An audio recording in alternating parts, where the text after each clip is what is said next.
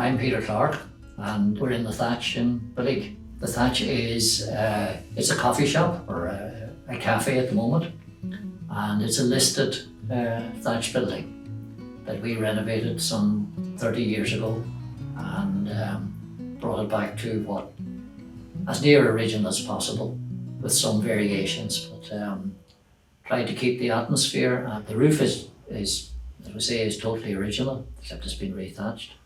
And the wall structures are all original. Some of the interior is original, some of it has been renovated, but hopefully we've done it to keep the whole ambience of the place. Peter, great to be here. This is an absolute architectural gem, one of the few, if maybe only, surviving village thatch building. You know, Belleek would have once had a street full of thatches. You're the only one left, and you've made a very functional use for it. So you are the owner. Peter, how long have your family been associated with it? Well, since I was born actually, because the lady who lived here, her name was Lena Thornhill originally. She looked after me from I was a small baby. There's a photograph here actually of me with her in her arms as a baby. So we go back a long way, and I have great memories of as a child being in and out of this house. Why did you decide to keep the thatch? It seems a stupid question, but it is a very pertinent one.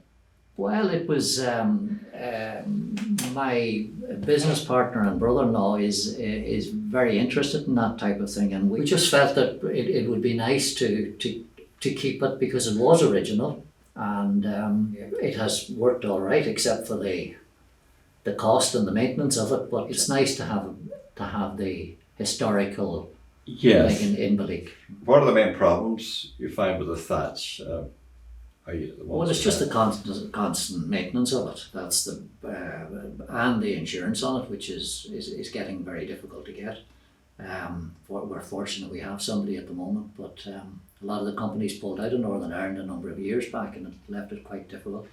It's not too bad, but it is constant maintenance because it's an old building. The thatch is original. On top now, it's not the actual structure here isn't all original, but we put a frame underneath the original thatch, and it's on what is on top is all original. Some of this has been replaced, and some of the stone on the fireplace has been replaced. And when was your last big thatch? I think it was about 7 years ago now. And how is it faring? It's faring quite well. Yeah, it's doing quite well. It's getting a little bit of moss on it now, and there's a few holes in it that the birds have unfortunately ate. We try to keep them away, but it's not easy, especially coming to the nesting season. Now they'll be picking away at it, so they've a few holes picked in it. But it's getting to the stage now that it needs a bit of maintenance. But your customers must get a thrill out of dining under thatch. They do, yes. It's a big draw, big draw. It's definitely. It's difficult to replicate. It's because it is original, and definitely it's a big selling point. Because of the pottery, we get lots of Americans. You know, there's no question about that. But it's mostly local people that we have, and quite a few continentals who would enjoy it. But with lots of good. At the present time, we have lots of good holiday accommodation in the locality too, which is between here and Enniskillen, and that's bringing a lot of good business between it and the pottery to Belleek. Belleek's a very busy village. This is the main original room here we're in, is it? How many rooms? There was 3 rooms. This is the main room here, and then there was a bedroom behind. There was a wall there, and this was the eating area. There was on the right, you come in, there was a table that went up against the wall with one leg on it, which folded. But I think the dining area was through a door there into that room. There was a wall there and another room. There was a tin lean-to at the back, and I think one of the sisters lived there, and I think maybe in this bedroom here, there was a bedroom just behind here, just a small room. And had you trouble finding a thatcher? Not really, no. There was a local man here who thatched for a couple of years. You know, we got him. And here in the village? Yeah, well, close by, yes. Is that Mr. Gilligan? No? Yes, yeah. So he did it twice. And it's 7 years now since I've got it done, so I don't know what the position is in regard to thatchers now. Coffee shop's open 28 years, so we've owned it about 30 years now, and so far haven't had any problems that way. Do you feel the sense of you're looking after the heritage for everybody? Absolutely. Oh, absolutely, yes. It's quite a heavy burden, isn't it? It is a heavy burden, especially when you get on in years too. It is getting. I don't know whether the next generation will be as interested or not, but sure. I'm Norman Noble. I worked all my life with the Department of Agriculture, Dard, it's now DERA. And I live in the village now of Lisnarrick, which is about 18 miles from here, towards Enniskillen. Norman is of great interest to us, almost genetically, because he was born under Thatch for the first few years of his life. Have you any memories, Norman, of maybe under Thatch? Not a lot of memories, because I was actually quite young. I was born there, all right, as you say, and then we left that house whenever I was about 5 or 6. I was ninth of a family of 10. There was 10 of us actually in our family. We lived townland of Carricrottery, which is out near the Tyrone from on our border, near a place called Scrahy, and a wee small thatched house, about 40 acres of land. How many rooms? 2 rooms. 2 rooms is what I remember my mother talking about. When she got married, they moved into, my father and her moved into the house, and apparently the thatch at that time wasn't in great shape. I can recall her telling me that, you know. So in your lifetime you've witnessed disappearance of thatch? Oh, absolutely. You know, I remember there was a neighbour beside us in the same lane. McGrath was their surname, and we used to go back and visit them. They lived in a thatched house. One of my early memories of going to that thatched house, and I think it was quite common at that time, where you had a shotgun above the hearth. You know, which was just there. You know, whereas now it'd have to be in a gun cabinet, that sort of thing. Then it was just more or less up on the hearth, across the hearth. Usually a single barrel shotgun at those times, you know, and that was quite common in my memories of going into McGrath's house to visit with my mother years after, you know. Why do you think people give up the thatch so apparently so easy?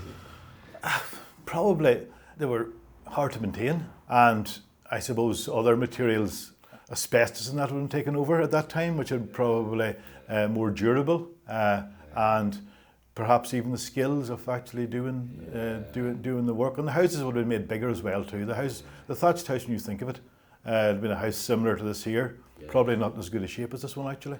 And a few of the families were big, families were large, and there wouldn't have been a lot of room. But at the same time, for the people living there, it's home.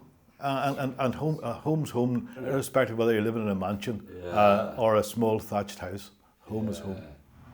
They were marvellous people, you know. They were, different completely than nowadays.